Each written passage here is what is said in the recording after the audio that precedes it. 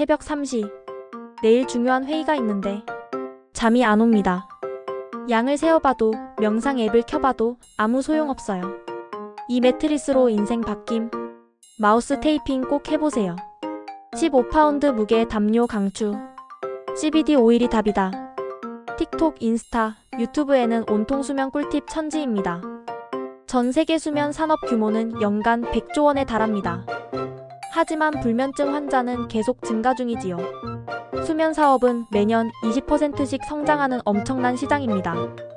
그럼 우리는 더 잘 자게 됐을까요? 불면증 환자는 10년 전 대비 35% 증가하고 수면제 처방 역시 2배 증가했으며 평균 수면 시간은 오히려 감소했죠. 뭔가 이상하지 않나요? 이렇게 많은 제품과 정보가 있는데도 왜 우리는 여전히 잠을 못 잘까요? 오늘 제가 여러분께 충격적인 사실 하나를 알려드리겠습니다. 꿀잠의 비밀은 100만원짜리 매트리스도 최신 수면 추적기도 아닙니다.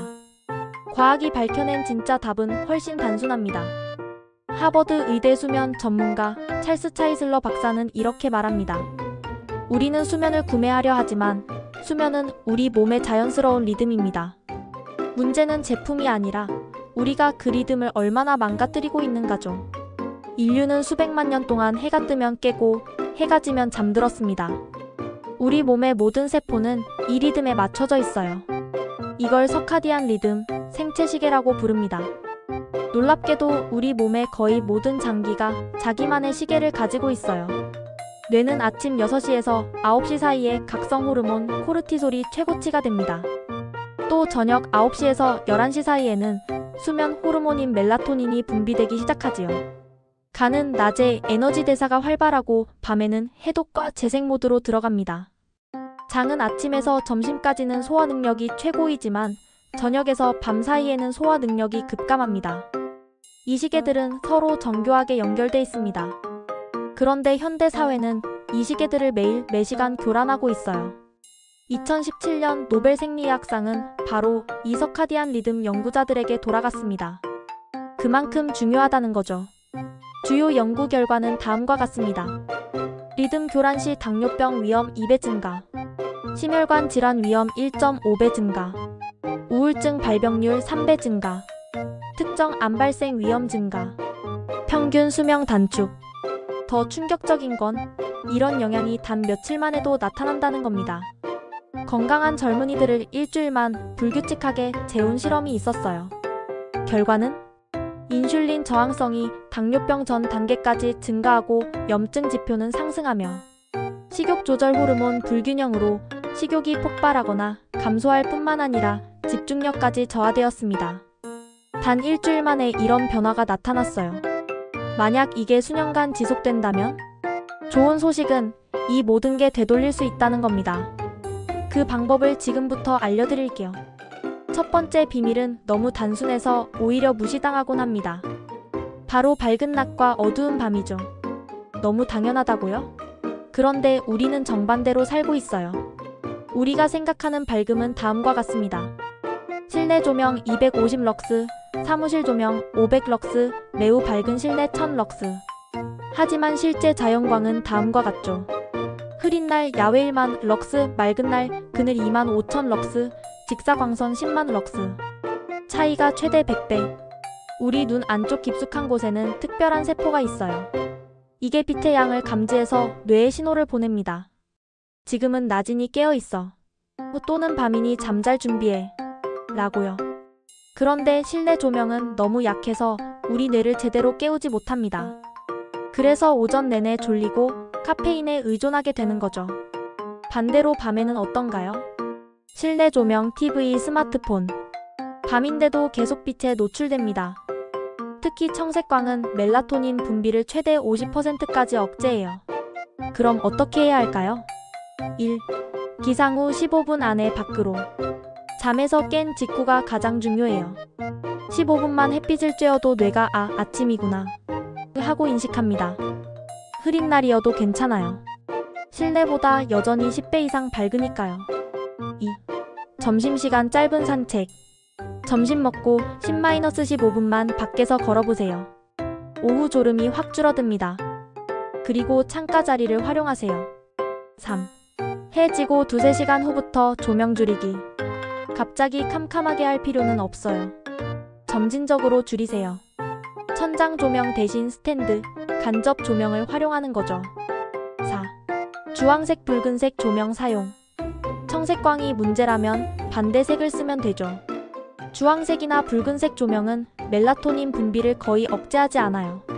5. 스마트폰 전략. 완전히 안 볼 수는 없으니까 이렇게 하세요. 저녁 9시부터 야간 모드 자동 설정, 밝기 최저로, 가능하면 침대에서 1m 이상 떨어진 곳에 두기. 6. 화장실 꿀팁. 밤에 화장실 갈 때 밝은 불 켜면 완전히 깨버려요. 발밑 작은 조명이나 붉은 조명을 설치하세요. 이거 하나 바꿨는데 화장실 다녀와도 다시 잠들 수 있어요. 두 번째 비밀은 여러분을 놀라게 할 겁니다. 무엇을 먹느냐보다 언제 먹느냐가 수면에 더 중요합니다. 2022년 셀 메타볼리즘 저널에 실린 연구에서 밝혀졌어요. 똑같은 음식, 똑같은 칼로리를 먹어도 먹는 시간에 따라 수면의 질이 완전히 달라진다고요. 왜 그럴까요? 우리 소화기관도 시계를 가지고 있기 때문이에요.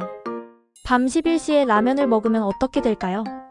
밤늦은 식사에 악순환이 발생합니다. 소화불량, 소화로 인한 체온 상승이 수면 방해, 혈당 스파이크, 위산 역류. 더 무서운 건 이게 반복되면 대사 질환으로 이어진다는 거예요. 늦은 저녁 식사 습관은 2형 당뇨 위험을 2배 증가시키고 야식 습관은 비만 위험을 1.8배 증가시킵니다. 그럼 어떻게 먹어야 할까요? 기상 후 1-2시간 내에 아침을 드세요. 아침은 왕처럼 이 말이 과학적으로 맞았어요. 계란, 그릭 요거트, 견과류와 같은 단백질 풍부한 식사와 통곡물, 고구마, 과일과 같은 복합 탄수화물. 이렇게 먹으면 하루 종일 에너지가 안정적이고 밤에 배고프지 않아요. 점심도 충분히 드세요. 하지만 과식은 금물. 오후에 졸리거든요. 저녁은 가볍게가 핵심입니다. 양은 적게, 소화 잘 되는 음식 채소 위주. 그리고 이것만은 꼭 피하세요. 오후 2시 이후에 카페인 그리고 알코올. 카페인의 반감기는 대여섯 시간이에요. 오후 2시에 마신 커피도 저녁 8시까지 영향을 미칩니다. 특히 에너지 드링크는 카페인 폭탄이에요. 절대 저녁에 마시지 마세요. 술 먹으면 잘 자는 것 같다고요? 착각입니다. 처음엔 빨리 잠들지만 새벽에 자주 깨고 깊은 수면이 줄어들어요. 결과적으로 수면의 질은 최악입니다. 반면에 수면을 돕는 음식들은 다음과 같습니다. 멜라토닌과 세로토닌을 함유한 키위, 천연 멜라토닌 그 자체인 체리, 마그네슘과 트립토판이 풍부한 견과류, 마그네슘과 칼륨이 풍부한 바나나, 트립토판이 들어있고 심리적 안정을 주는 따뜻한 우유. 그리고 하나 더 정말 흥미로운 연구가 있어요. 밤에 짜낸 우유에는 낮에 짜낸 우유보다 멜라토닌이 많이 들어있대요. 소도 생체 리듬이 있으니까요. 물론 우리나라에서 야간 우유를 구하긴 어렵겠지만요. 재밌는 사실이죠? 마지막 비밀이자 가장 중요한 비밀입니다. 규칙적인 수면 시간. 많은 사람들이 이렇게 생각해요. 주중에 못 잔 거 주말에 몰아서 자면 되지. 이거 정말 위험한 생각입니다.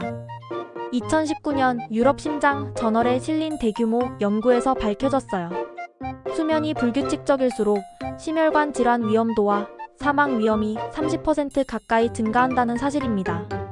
더 충격적인 건 이게 총 수면 시간과 무관하다는 거예요. 같은 시간에 자고 일어나는 게 더 중요하다는 거죠. 왜 그럴까요? 우리 몸의 모든 시계는 예측 가능성을 좋아합니다. 매일 같은 시간이면 몸이 미리 준비를 해요. 저녁 10시가 취침 시간이라면 8시부터 소화효소가 감소하고 9시부터 멜라토닌 분비가 증가하며 9시 30분부터 체온이 살짝 낮아져 10시에는 자연스럽게 졸음이 옵니다. 하지만 불규칙하면 몸이 언제 잘지 몰라서 준비를 못해요. 그래서 아무리 누워있어도 잠이 안 오는 거죠. 그럼 주말은 어떻게 하나요? 늦게 잤어도 아침은 비슷한 시간에 일어나세요. 그럼 다음날 밤 자연스럽게 일찍 졸려요. 주말에 피곤하면 낮잠을 활용하세요. 하지만 규칙이 있어요. 오후 1시에서 3시 사이에 20분 이내 또는 90분을 잡니다. 중간에 어중간한 시간은 안 돼요. 그리고 오후 3시 이후 낮잠은 절대 금지. 20분 낮잠은 상쾌하게 깨울 수 있고 90분은 한 사이클을 완성해서 개운해요. 하지만 30분에서 60분은 깊은 수면 중간에 깨서 오히려 더 피곤합니다. 밤에 일하는 분들은 어떻게 하냐고요? 원칙은 같아요. 일관성입니다. 야간 근무도 패턴이 일정하면 몸이 적응할 수 있어요. 하지만 꿀잠의 법칙이 모든 사람에게 다 통하는 건 아니에요. 이런 경우는 반드시 전문의와 상담하세요. 3주 이상 지속되는 불면증, 수면 무호흡증, 하지불안 증후군, 자다가 갑자기 비명을 지르거나 움직임 기면증. 이런 증상들은 단순한 수면 습관 문제가 아니라 질병일 수 있어요. 꼭 수면 전문의를 찾아가세요. 또 특별한 상황에 있는 사람들도 있습니다. 임신 중에는 호르몬 변화로 수면 패턴이 달라져요. 낮잠을 더 자도 괜찮고 편한 자세를 찾는 게 중요합니다. 나이가 들면 깊은 수면이 줄어드는 게 자연스러워요. 총 수면 시간보다는 낮 동안 활력이 있는지가 더 중요합니다. 10대들은 생체 리듬상 늦게 자고 늦게 일어나는 게 자연스러워요. 하지만 학교 시간 때문에 어쩔 수 없죠. 가능한 주말이라도 충분히 재우세요. 항우울제, 혈압약 등의 일부 약물은 수면에 영향을 줄 수 있어요. 임의로 끊지 말고 의사와 상담하세요. 수면 산업은 여러분에게 이렇게 말합니다. 이 제품을 사면 잘 잘 수 있어요. 하지만 꿀잠은 돈으로 살 수 없습니다. 우리 몸이 수백만 년 동안 진화시켜온 자연스러운 리듬을 회복해야 합니다. 꿀잠의 3가지 비밀. 1. 빛의 대비 낮에는 충분한 햇빛, 밤에는 최소한의 조명, 스마트폰은 침실 밖으로. 2. 식사 타이밍 아침은 든든하게, 저녁은 일찍 가볍게, 야식과 늦은 카페인 금지. 3. 규칙적인 수면 매일 같은 시간에 자고 일어나기, 주말에도 큰 차이 없이 몸이 예측할 수 있게. 이 3가지만 2주간 실천해보세요. 여러분의 수면이 달라질 겁니다. 그리고 기억하세요. 좋은 수면은 단순히 잘 자는 것 이상입니다. 면역력, 기억력, 감정 조절, 심지어 수면까지 모든 것에 영향을 미칩니다. 숙면은 사치가 아니라 필수입니다. 그리고 그 열쇠는 여러분 손안에 있어요. 자, 여러분. 오늘 영상 어떠셨나요? 이 영상이 도움이 되셨다면 좋아요 버튼 꾹 눌러주시고 구독과 알림 설정도 부탁드려요. 여러분의 건강한 수면을 위해 더 많은 과학을 누설하겠습니다.